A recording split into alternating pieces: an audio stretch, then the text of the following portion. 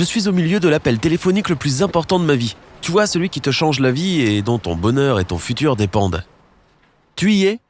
Et tout excité et distrait, je monte dans un ascenseur. Fin de l'histoire. Mais pourquoi ?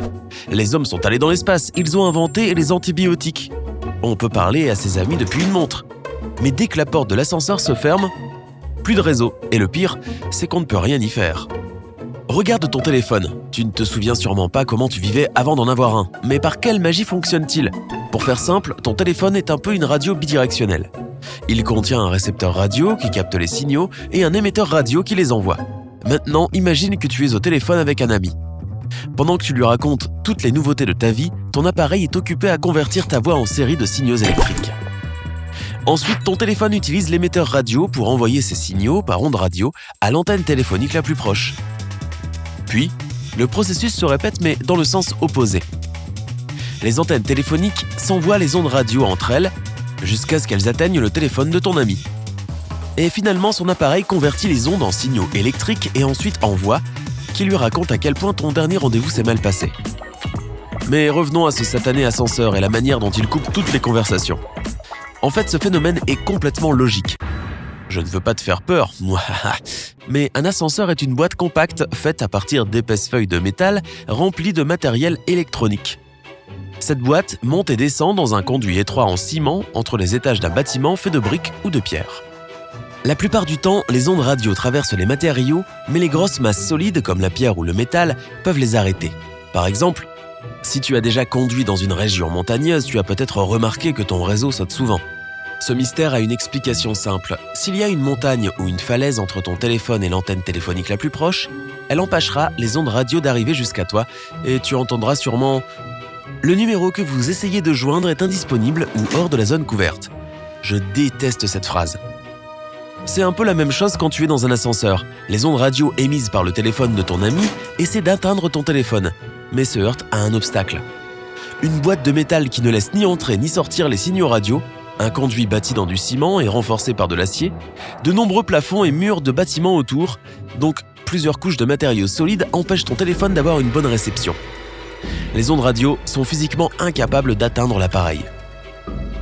Mais imaginons qu'il y ait une antenne téléphonique super puissante qui peut envoyer des signaux à ton téléphone qui est dans un ascenseur.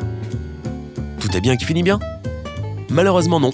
L'émetteur de ton appareil sera si faible que le signal ne pourra pas transpercer toutes les couches d'acier et de ciment. Bon, ça laisse peu de chance pour mes conversations téléphoniques d'ascenseur, mais au moins, j'en comprends la raison et je l'accepte. Mais as-tu déjà remarqué que ton téléphone ne fonctionne pas très bien dans certains supermarchés ? Ah bon ? C'est vrai ? Malgré la légende populaire, ce n'est pas parce que les magasins veulent t'empêcher de chercher de meilleurs prix sur Internet. En fait, il est même illégal de volontairement brouiller un réseau téléphonique aux États-Unis. Et puis, il y a des tonnes de supermarchés dans lesquels le réseau passe bien. Mais beaucoup de grands supermarchés ou de centres commerciaux sont construits avec des supports en fer, un toit en aluminium et des murs en ciment. Comme pour les ascenseurs, une telle construction empêche le réseau d'atteindre ton téléphone ou de l'affaiblir.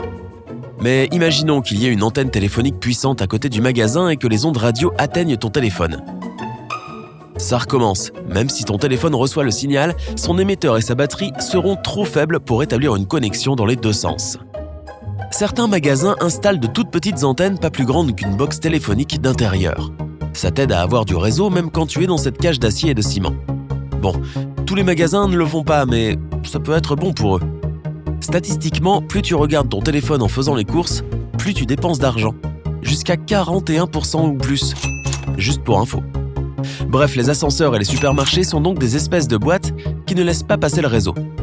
Et si je te dis que mon téléphone m'abandonne souvent quand je suis à un concert, une grande conférence ou même à un événement sportif, tu vois de quoi je parle ? Raconte-moi tes aventures dans les commentaires. Et maintenant, imagine-toi dans un stade. Beaucoup de monde applaudit, le clameur envahit le stade. Apparemment, tu n'es pas le seul à vouloir partager le score avec tes amis qui n'ont pas pu venir. Et ton téléphone doit se battre avec des milliers d'autres téléphones pour attirer l'attention des antennes. Cela crée une pression énorme sur le réseau, d'autant plus que les personnes veulent envoyer des messages ou appeler leurs amis, mais ils envoient aussi des photos et des vidéos, qui demandent beaucoup de données Internet. Le plus dingue est que les barres de ton téléphone montrent que tu as du réseau, mais que ton appareil ne semble pas en tenir compte. Ça paraît étrange, mais en fait, ton téléphone comprend qu'il y a du réseau et que ce réseau fonctionne, mais il n'arrive pas à s'y connecter. L'absence du signe LTE à côté des barres peut être un indice pour montrer que tu ne pourras pas envoyer de message. La bonne nouvelle est que les réseaux téléphoniques s'améliorent et parviennent de mieux en mieux à gérer un réseau chargé. Mais on utilise aussi de plus en plus nos téléphones, donc cela recrée encore plus de pression. Du coup, les entreprises téléphoniques construisent de nouvelles antennes téléphoniques et modernisent celles proches des salles de concert et des stades. Elles installent aussi des grilles intelligentes. Ces appareils ressemblent à de petites boîtes et n'ont pas une portée comparable aux antennes téléphoniques, mais en cas d'urgence, ces grilles intelligentes peuvent aider les antennes téléphoniques à supporter le réseau. Mais avant que tous ces changements n'aient lieu, tu dois gérer le problème tout seul. Les entreprises téléphoniques estiment que les bonnes vieilles manières fonctionnent toujours, c'est-à-dire de lever son téléphone au-dessus de sa tête et de se déplacer pour trouver du réseau. Et n'oublie pas que les messages s'envoient plus facilement que les appels, donc si la situation est vraiment compliquée, envoie plutôt un message bref. Ah, tout était bien plus simple avant. Si tu as appris quelque chose de nouveau aujourd'hui, aime cette vidéo et partage-la avec un ami. Et voilà d'autres vidéos que tu aimeras, choisis juste celle de gauche ou de droite, reste sur sympa.